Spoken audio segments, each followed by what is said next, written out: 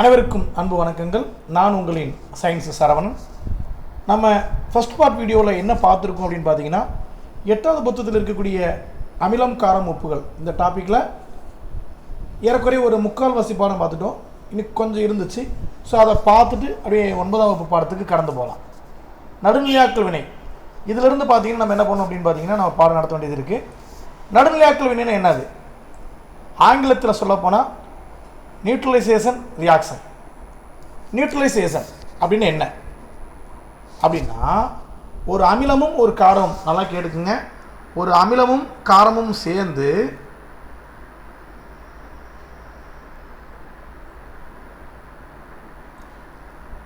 ஒரு வினைக்கு உட்படும் பொழுது அமிலம் கூட்டல் காரம் கிவ்ஸ் உப்பு கூட்டல் நீர்.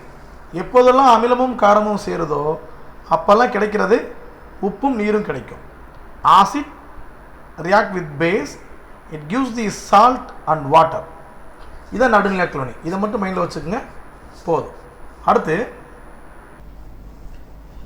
இதுக்கு எக்ஸாம்பிளாக நானே ஒரு ஈக்குவேஷன் எழுதுறேன் பாருங்கள்.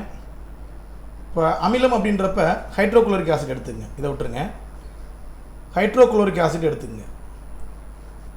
காரம் அப்படின்றப்ப சோடியம் ஹைட்ராக்சைடு எடுத்துக்கங்க. இப்போ இந்த அமிலமும் காரமும் ஒன்றோடு ஒன்று ரியாக்ட் ஆச்சு அப்படின்னா என்ன ஆகும்? கீழே எழுதுறேன் பாருங்கள். ஜூம் பண்ணட்டுமா நல்லா கிளியராக தெரியறதுக்கு? ஓகே. இப்போ பாருங்கள், பெண்ணுடைய சைஸை கூட கூட்டிக்கலாம். இப்போ ஹைட்ரோகுளோரிக் அமிலமும் சோடியம் ஹைட்ராக்சைடு அப்படின்ற காரமும் ஒன்றோடு ஒன்று இணைஞ்சால் என்ன ஆகும்? என்ன ஆகும் அப்படின்னா, இந்த சிஎல் இதோடு சேர்ந்துக்கும். சேர்ந்து என்ன சார் கிடைக்கும்? NaClன்னு கிடைக்கும். இதுதான் உப்பு, சோடியம் குளோரைடு. நம்ம சோத்தில் போட்டு சாப்பிட்றோம் இல்லையா, அந்த உப்பு. அதே நேரத்தில் மீதி இருக்கக்கூடிய இந்த ஹெச்சும் இந்த OH ஒன்று சேர்ந்துச்சு அப்படின்னா அது நீர், வாட்டர், H2O. அப்போ நம்ம ஏற்கனவே பார்த்த மாதிரி அமிலமும் காரமும் ஒன்றோடு ஒன்று சேர்ந்துச்சுன்னா உப்பும் நீரும் கிடைக்கிது. இந்த மாதிரி எந்த ஒரு அமிலமும் எந்த ஒரு காரமும் சேர்ந்தாலும் சால்ட்டும் வாட்டரும் கிடைக்கும்.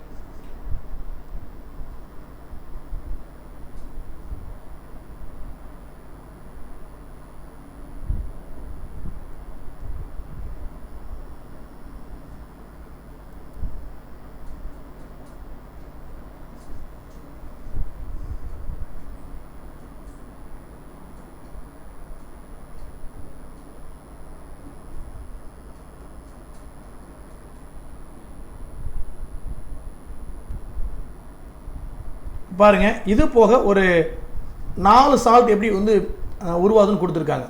எல்லாமே இந்த அமிலம் காரம் சேர்ந்து உண்டாகிறதா. இது பாருங்கள், இது ஹைட்ரோகுளோரிக் அமிலம், இது சோடியம் ஹைட்ராக்சைடு. இப்போ நம்ம பார்த்தது சோடியம் குளோரைடு கிடைக்குது. அதே மாதிரி சல்ஃபூரிக் ஆசிட்டும் சோடியம் ஹைட்ராக்சைடும் ரியாக்ட் ஆச்சு அப்படின்னா இந்த Naவும் இந்த SO4 சேர்ந்துக்கும். சோடியம் சல்ஃபேட்டும் நீரும் உண்டாகும். ஸோ நீரை அவங்க போட்டு காமிக்கல, டேபிள் பண்ணதுனால போட்டு காமிக்கல. அடுத்து வேறு என்ன அப்படின்னு பார்த்தீங்க அப்படின்னா, நைட்ரிக் அமிலமும் சோடியம் ஹைட்ராக்சைடு இது ரெண்டு ரியாக்ட் ஆகிறப்ப இந்த Naவும் NO3யும் சேர்ந்து சோடியம் நைட்ரேட் அப்படின்ற ஒரு சால்ட் ஃபார்ம் ஆகும். அதற்கு அடுத்து பார்த்தீங்க அப்படின்னா அசிட்டிக் ஆசிட்டும் சோடியம் ஹைட்ராக்சைடும் ரியாக்ட் ஆச்சு அப்படின்னா இதுவும் அதாவது சோடியம் அசிட்டேட்டும் வாட்டரும் உண்டாகும். அப்போ எந்த அமிலமும் எந்த காரமும் சேர்ந்து எந்த உப்பு உண்டாகுது, இதை ஒரு பொறுத்துக்கு டைப் கேள்வியில் கேட்க சான்சஸ் இருக்குது. அடுத்து பாருங்கள், அதாவது இந்த நடுநிலையாக்கல் வினை மூலமாக நம்ம அன்றாட வாழ்க்கையில் இந்த நடுநிலையாக்கல் வினையை உணர்கிறோமா அப்படின்னு பார்க்கலாம். ஃபர்ஸ்ட் எடுத்துன்னு தேனி கொட்டுதல். தேனி கொட்டினா என்னாகும்? அதாவது பீ பைட். தேனி கொட்டுனா என்னாகும் அப்படின்னா, தேனியுடைய கொடுக்கில் ஃபார்மிக் அமிலம் அப்படின்னு ஒரு அமிலம் இருக்குது, ஃபார்மிக் ஆசிட். அந்த ஃபார்மிக் ஆசிட் உள்ளே போயிட்டு நமக்கு ஒரு விதமான எரிச்சலையும் அதே நேரத்தில் ஒரு வீக்கத்தையும் உண்டாகும். அதை நடுநிலையாக்கல் பண்ணுறதுக்கு ஒரு காரத்தை பயன்படுத்துவாங்க. நமக்கு தான் தெரியுமே, அமிலமும் காரமும் சேர்ந்தால் உப்பு நீரும் கிடைக்கும் அப்படின்ட்டு. அப்போ அமிலம் உள்ளே புகுந்துருச்சு, அதை தடுக்கிறதுக்காக கால்சியம் ஹைட்ராக்சைடு அப்படின்ற ஒரு உப்பை பயன்படுத்துகிறாங்க. இந்த அமிலமும் இந்த காரமும் சேர்ந்து என்ன ஆயிரும்? நடுநிலையாக்கல் ஆகி இருக்கிற விஷம் முறிஞ்சு போயிடும். தேனி கொட்டுதல், அது என்ன கேள்வி கேட்பாங்க அப்படின்னா, தேனியின் கொடுக்கிலுள்ள அமிலம் விச் ஆசிட் இன் பீஸ்டிங் அப்படின்னு கேட்டாங்க அப்படின்னா ஃபார்மிக் ஆசிட். இது எறும்புலையும் இருக்குது. எறும்பில் உள்ள அமிலம் கேட்டாலும் ஃபார்மிக் அமிலம் தான். அதே நேரத்தில் குளவி கொட்டிருச்சுன்னா வாஷ் பைட். குளவி கொட்டினா என்ன அப்படின்னா, குளவி கொட்டினா நம்முடைய உடம்புக்குள்ளே போகிற பொருள் பேஸ் பொருள், காரப்பொருள். அப்போ அதை வந்து டைல்யூட் பண்ணுறதுக்காக என்ன பயன்படுத்துகிறாங்கன்னா, அமிலத்தன்மை கொண்ட வினிகரை யூஸ் பண்ணுறாங்க. என்னத்தை? வினிகரை பயன்படுத்துகிறாங்க. அப்போ ஏற்கனவே பார்த்தா தேனி கொட்டுறப்ப ஆசிட் உள்ளே போகும். அது நடுநிலையாக்கல் பண்ணுறதுக்கு என்ன பார்த்தோம்? கால்சியம் ஹைட்ராக்சைடு பயன்படுத்துகிறாங்கன்னு பார்த்தோம். குளவி கொட்டுறப்ப உள்ளே போகிறது பேஸ், அதை நியூட்ரல் பண்ணுறதுக்கு வினிகர் பயன்படுது அப்படின்றத பார்த்துருக்கோம். ரைட்டுங்களா? இந்த ரெண்டில் ஏதாச்சும் ஒன்று போட்டித் தேர்வில் கேட்க சான்சஸ் இருக்குது. அடுத்ததாக பற்சிதைவு, டூத் டீகே.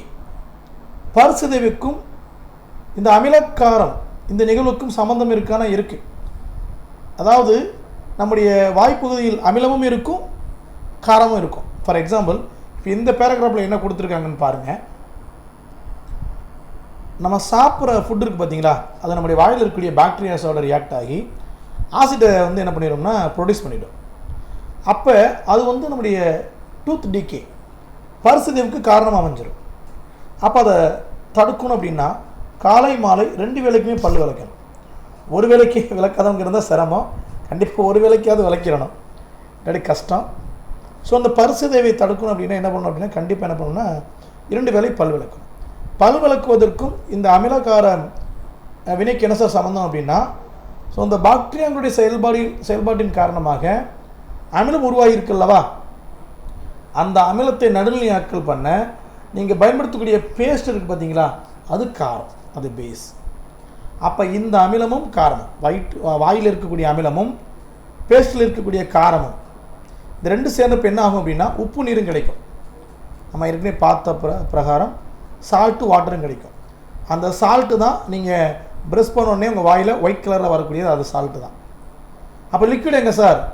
அந்த லிக்விட் அதோட கலந்துருக்கனால தான் நுரை மாதிரி வருது. புரியுதுங்களா? ஏன் ப்ரெஷ் பண்ணுறப்போ நுரை மாதிரி வெள்ளை கலரில் வருது அப்படின்னா அது உப்பும் நீரும்.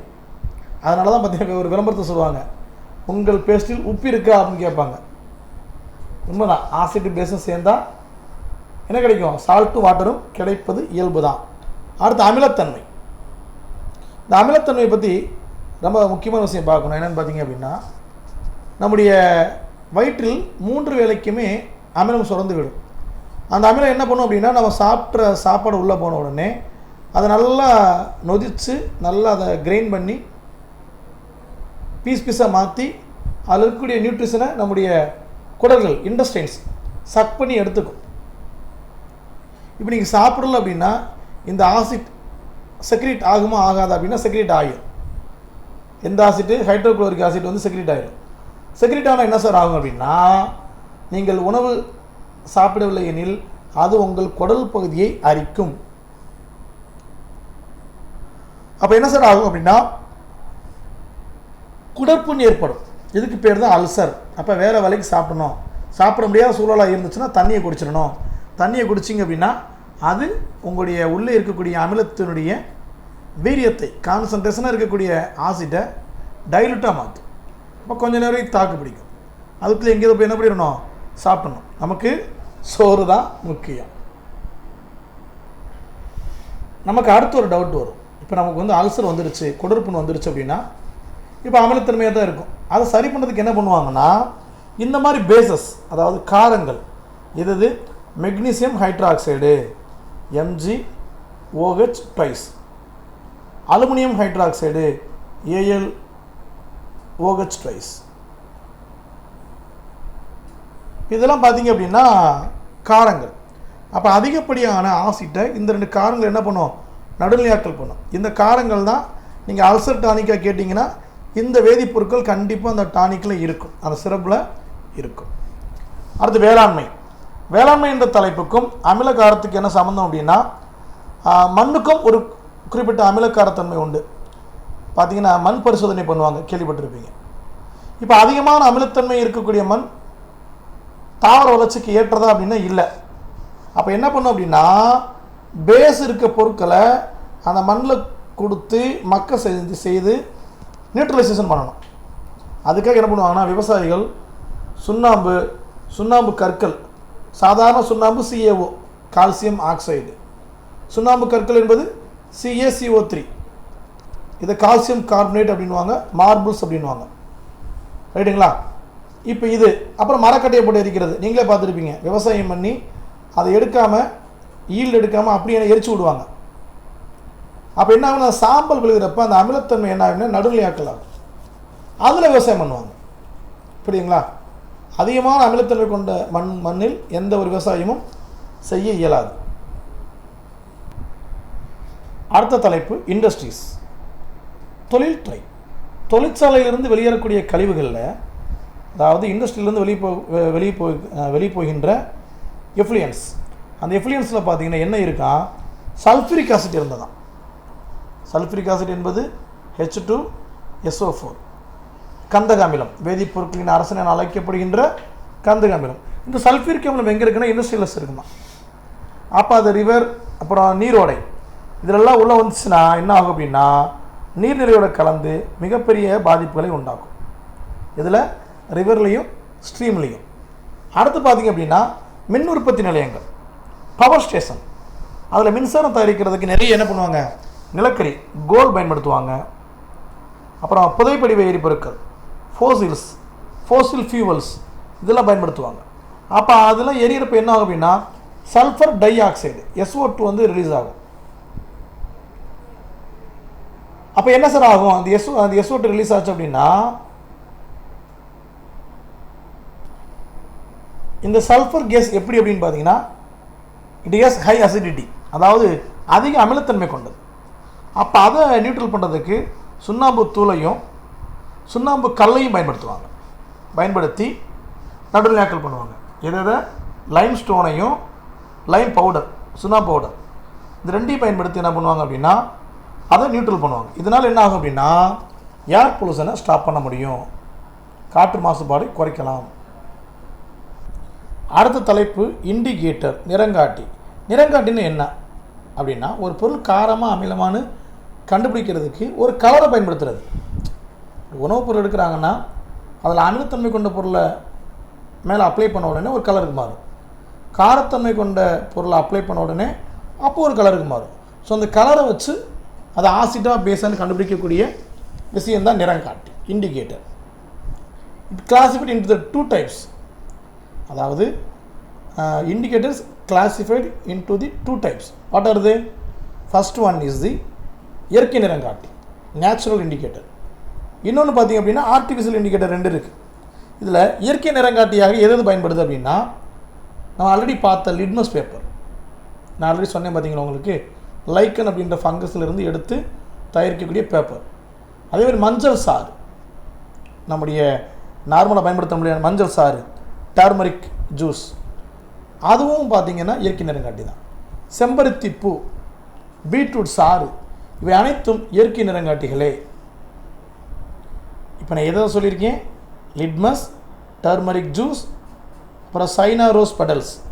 செம்பருத்தி பூ என்பது சைனா ரோஸ் பெட்டல்ஸ் அப்படின்னு அழைக்கப்படும். அடுத்து ரெட் காப்பேஜ், முட்டைக்கோசு, அது நம்முடைய தமிழ் வழி புத்தகத்தில் இல்லை, ஆங்கில வழி புத்தகத்தில் இருக்குது.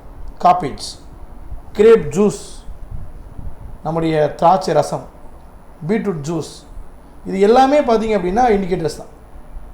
சரி, அதில் மஞ்சள் நிறங்காட்டி அதை மட்டும் முதல் எடுத்துக்குவோம். டர்மரிக் இண்டிகேட்டர் என்ன சார் பண்ணுது அப்படின்னா மஞ்சள் தூளில் கொஞ்சம் தண்ணி ஆட் பண்ணிங்க அப்படின்னா எப்படி ஆயிரும், கொஞ்சம் ஒரு பேஸ்ட் மாதிரி ஆயிடும். இது நம்முடைய பாத்ரூமில் மகளிர் பண்ணக்கூடிய ஒரு வேலை தான். கண்டிப்பாக மஞ்சள் அப்ளை பண்ணுறவங்களுக்கு தெரிஞ்சிருக்கும், கொஞ்சம் தண்ணி ஆட் பண்ணிக்குவாங்க. அதில்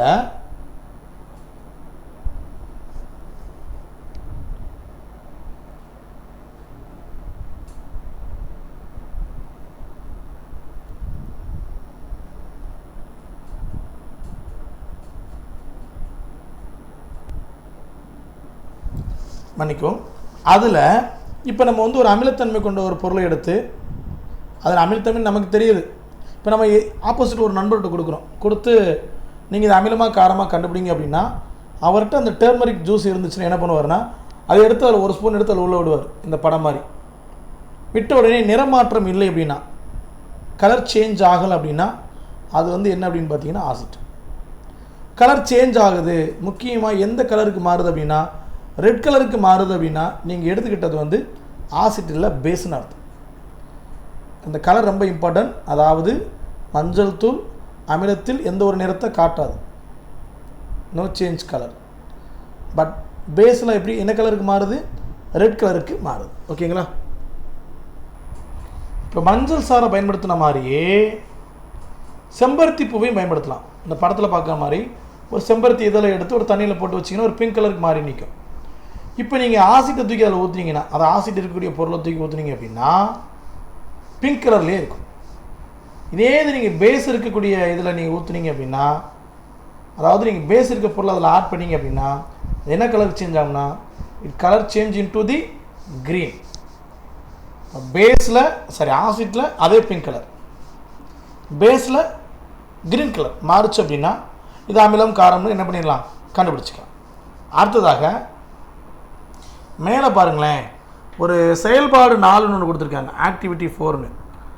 அதை நம்ம தள்ளி ஏதாவது ஸ்கிப் பண்ணிட்டு போயிட வேண்டாம். ஏன்னா அதில் ஒரு கொஷின் இருக்குது. என்ன சார் கொடுத்துருக்காங்க அப்படின்னா, நல்லா கவனிங்க. மஞ்சள் கரைபடிந்த ஒரு வெள்ளை துணியை எடுத்துக்கொள். Take a white cloth with turmeric powder strain. Okay. வீட்டில் பயன்படுத்தும் சலவை சோப்பை கொண்டு wash the cloth with washing soap. அந்த சலவை சோப்பை கொண்டு துணியை துவைக்கவும். நிறத்தில் ஏதேனும் மாற்றம் உள்ளதா? Do you observe any change in the colour? Why? கண்டிப்பாக கலர் சேஞ்ச் ஆகும். ஏன்னா நீங்கள் எடுத்துக்கிட்டது டர்மரிக், நீங்கள் எடுத்த சோப் பார்த்தீங்கன்னா பேஸ். ஸோ டர்மரிக் பேஸில் பார்த்தீங்கன்னா சோப்பு வண்ணத்துக்கு மாறும். அப்போ நீங்கள் பயன்படுத்துகிற அந்த சட்டையும் பார்த்தீங்கன்னா ரெட் கலருக்கு மாறிடும்.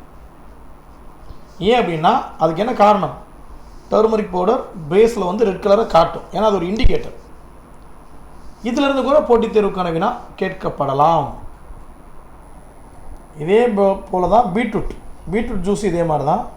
பீட்ரூட் ஜூஸை நீங்கள் எடுத்து அதில் நீங்கள் வந்து ஆசிட் இருக்கக்கூடிய சொல்யூஷனை உள்ள ட்ராப் பண்ணிங்க அப்படின்னா அது என்ன கலர் மாறும் அப்படின்னா, அமிலத்தை நீங்கள் கொடுத்தீங்க அப்படின்னா ரெட் கலர்லேயே இருக்கும். நீங்கள் ரெட் கலர் எடுத்திங்கன்னா ரெட் கலர்லேயே இருக்கும் பீட்ரூட். இதே இது பேஸாக இருந்து என்ன கலருக்கு மாறும் அப்படின்னா ப்ளூ கலருக்கு மாறிடுமா. பீட்ரூட் ஜூஸ் வந்து ப்ளூ கலருக்கு சேஞ்ச் ஆயிடுச்சுன்னா எடுத்துக்கிட்டது அந்த இடத்துல நமக்கு தெரியாத அந்த பொருள் பார்த்திங்கன்னா பேஸ்னு அர்த்தம். ரெட் கலர்லேயே இருந்துச்சுன்னா அது ஆசிட்னு அர்த்தம். ரைட்டுங்களா? ஸோ இதுக்கான பதில் இங்கே கொடுக்கப்படலை. உங்களை ஆக்டிவிட்டியில் செஞ்சு பார்க்க சொல்லியிருக்காங்க. பட் நான் தான் பதில் சொல்லியிருக்கேன். கரெக்டு தான். அடுத்ததாக லிட்மஸ் பேப்பர். நான் இப்போ கூட சொன்னேன், லைக்கன் அப்படின்ற பூஞ்சையிலிருந்து எடுக்கப்பட்டு உருவாக்குகின்ற பேப்பர் தான் லிட்மஸ் பேப்பர். அதில் ப்ளூ லிட்மஸ் பேப்பர் ஒன்று இருக்குது, ரெட்டு லிட்மஸ் பேப்பர் ஒன்று இருக்குது. தமிழில் நீல லிட்மஸ் தாள், சிவப்பு லிட்மஸ் தாள். இதில் நீங்கள் அமிலத்தை எடுத்துக்கிட்டீங்க அப்படின்னா, நல்லா கவனிங்க, அமிலத்தை எடுத்துக்கிட்டிங்கன்னா அமிலத்தில் அதாவது ப்ளூ லிட்மஸ் பேப்பர் ரெட் கலராக மாறிடும். எப்போ நீங்கள் ஆசிட் கரைசலை கொடுத்தீங்க அப்படின்னா ப்ளூ ரெட்டாக மாறும். இது ஆல்ரெடி பார்த்துருக்கேன், பிரேசில் மைண்ட் இருக்கா. ப்ளூ ரெட்டாக மாறினா ஆசிட். ஓகே. அதே மாதிரி ரெட் கலர் இருக்கக்கூடிய லிட்மஸ் பேப்பர் ப்ளூவாக மாறினா அதுக்கு பேர் பேஸ், ஆர்பிபி. மேலே பிஆர்ஏன்னு எழுதிக்கிங்க, கீழே ஆர்பிபின்னு எழுதிக்கிங்க.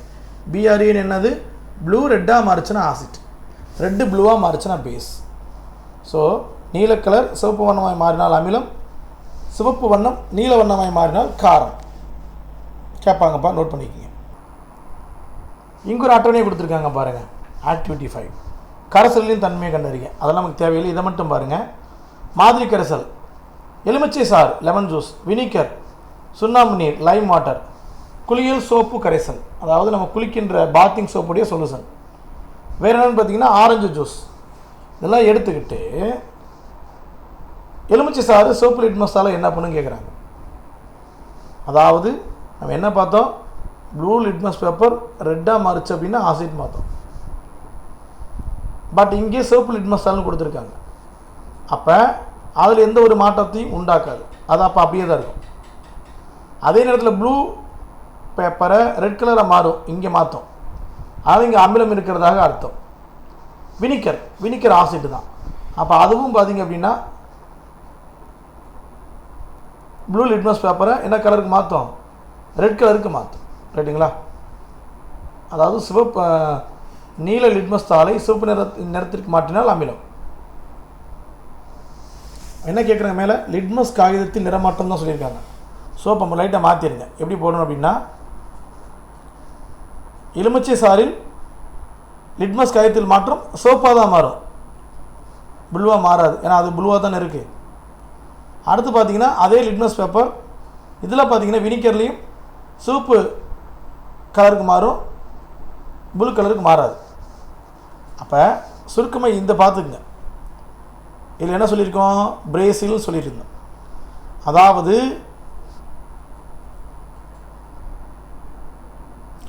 ப்ளூ லிட்மஸ் பேப்பர் ரெட்டாக மாறின ஆசிட். அப்போ இங்கே எலுமிச்சை சாறு என்பது ஆசிட் தான்.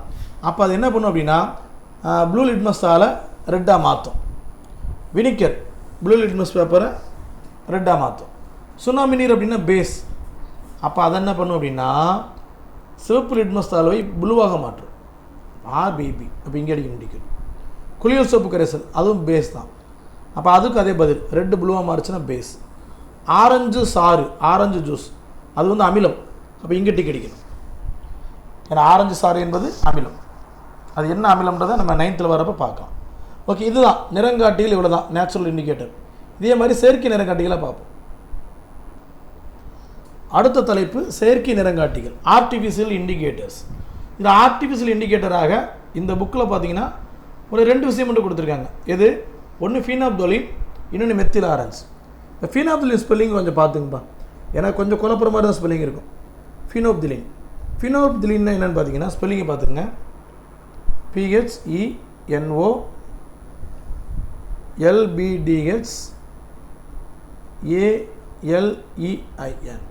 ஃபினாப்தலின். இந்த ஃபினாப்தலின் பார்த்தீங்கன்னா ஒரு கலரஸ் காம்பவுண்ட். ஆனால் இது ஆல்கஹாலோட கலந்து இண்டிகேட்டர் ஆக்ட் பண்ணுது. ஃபினாப்தலினோட ஆல்கஹால் கலந்து. அப்போ அமில கரைசல் என்ன நிறத்தை காட்டும் அப்படின்னா கலர்லெஸ், நிறமட்டதாக இருக்கும். கார கரைசலில் மட்டும் பிங்க் கலராக மாறிடும், இளஞ்சிவப்பு நிறமாக மாறிடும். இதே மாதிரி தான் methyl orange. So methyl orange பற்றி பார்க்குறப்ப முதல் இந்த சொல்லக்கூடிய லைனை பார்த்துங்க.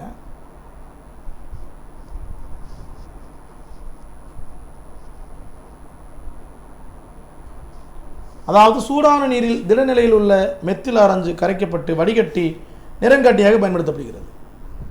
சாலிட் ஸ்டேட்டில் தான் இருக்கும், அதை லிக்விடாக மாற்றி வடிகட்டி பயன்படுத்துகிறாங்க. இது அமிலக்கரைசலில் என்ன கலராக இருக்கும் அப்படின்னா ஆசிட்டாக இருக்கிறப்ப சிவப்பு, ரெட் கலர்.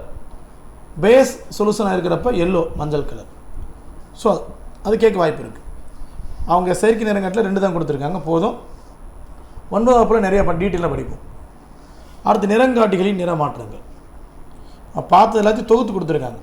நீல லிட்மஸ் பேப்பர் அமிலக்கரைசலில் சிவப்பு நிறம், காரக்கரைசலில் நிறமாற்றம் இருக்காது. ப்ளூ லிட்மஸ் பேப்பர் அமிலக்கரைசல் என்ன சொல்கிறாங்க? ஆசிட் சொல்யூஷனில் வந்து ரெட் கலர் அப்படின்றாங்க. ஸோ பேசிக் சொல்யூஷனில் நோ சேஞ்ச் இன் கலர் அப்படின்றாங்க. சிவப்பு லிட்மஸ் தாள் அமிலக்கரைசலில் நிறமாற்றம் இருக்காது. ஆனால் அதே நேரத்தில், அதாவது அமிலக்கரைசலில் நோ சேஞ்ச் இன் கலர், அதே நேரத்தில் காரக்கரைசலில் என்ன நிறத்தில் இருக்குன்னா ப்ளூ கலரில் இருக்கும். ஃபினாப்தலின் ஆர்டிஃபிஷியல் இண்டிகேட்டர்ஸ், அது ஆசிட்டில் கலர்லெஸ், பேஸில் பிங்க் கலர். மெத்தில் ஆரஞ்சு அமிலக்கரைசலில் வந்து ரெட்டு, காரக்கரைசலில் மஞ்சள். ஸோ இந்த 4ஐயும் பார்த்து வச்சுக்கோங்க. பொறுத்து டைப்பில் கேட்க சான்ஸ் இருக்குது. ஏற்கனவே 8ஆம் வகுப்பு பாடத்தை முடிவு செஞ்சுட்டேன். அடுத்து 9ஆம் வகுப்பு பாடத்துக்கான வீடியோ உங்களுக்கு வரும். ரைட்டுங்களா? நல்லபடியாக படிங்க. டவுட் இருந்தால் கேளுங்க. தேங்க்யூ.